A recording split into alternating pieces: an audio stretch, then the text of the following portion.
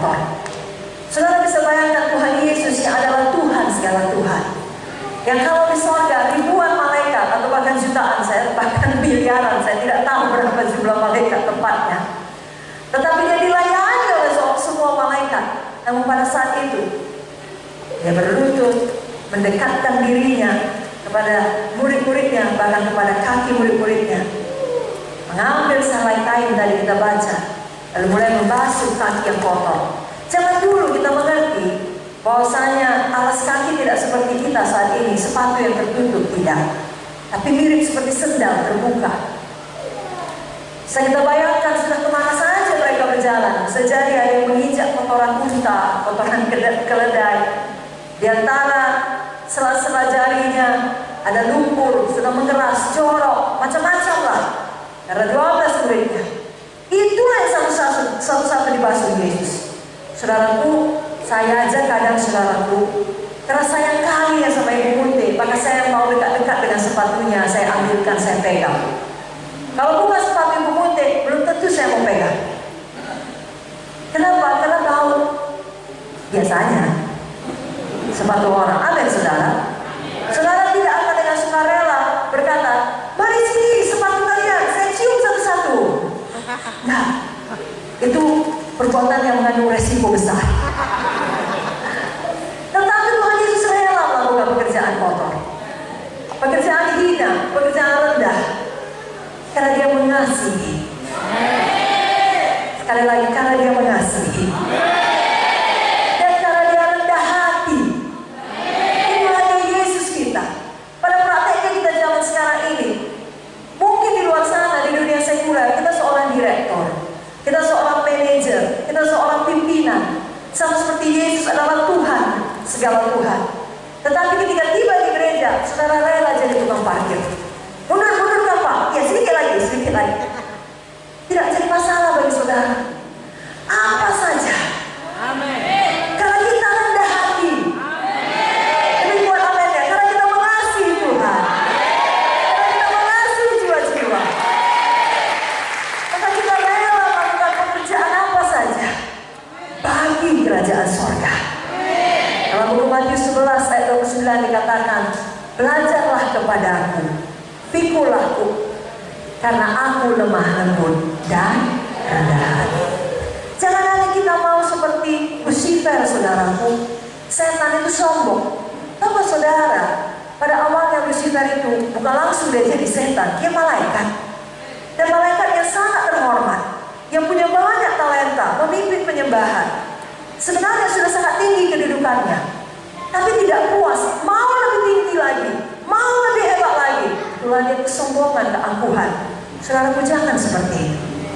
Kalau saudara sudah diberkati Tuhan, saudara ingat dari mana Tuhan memanggil saudara. Kalau saudara sudah diberkati Tuhan, justru saudara semakin rendah hati, semakin rela melakukan pekerjaan bagi kerajaan sorga. Haleluya. Rendah hati hamba, saudaraku. Amin. Yang ketiga, kita tahu bahwasanya seorang hamba yang sejati, dia mengerti dia itu ada untuk melayani. Tuhan Yesus pada waktu dia membasuh kaki murid-muridnya, kita baca tadi dalam Yohanes 13. Tahukah dia bahwasanya sebentar lagi Judas Iskariot akan mengkhianati dia? Tahu. Dia Tuhan yang Maha tahu. Tapi dia tidak membiarkan itu sebagai halangan bagi dia untuk melayani Judas Iskariot.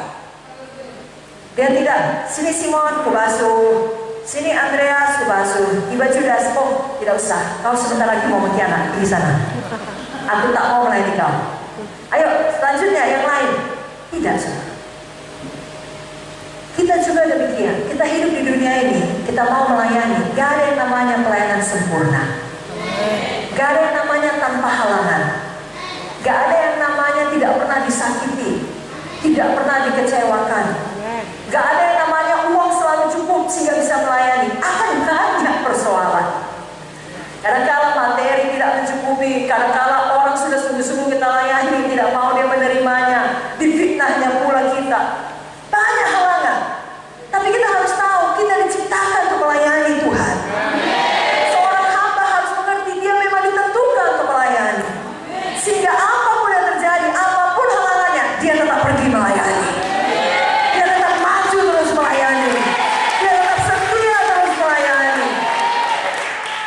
sebenarnya ya kaum bapak khususnya yang mencari nafkah bagi keluarga, juga kaum ibu yang bekerja mengerti prinsip ini, apalagi bagi single mother. Mau berapa berat pun, kalau namanya harus cari uang untuk anak, semua dikerjain. Gak senang pun dengan pekerjaan itu, demi supaya anak bisa sekolah, kan dikerjakan. Kalau untuk dunia pun kita demikian, seharusnya demikian untuk Tuhan.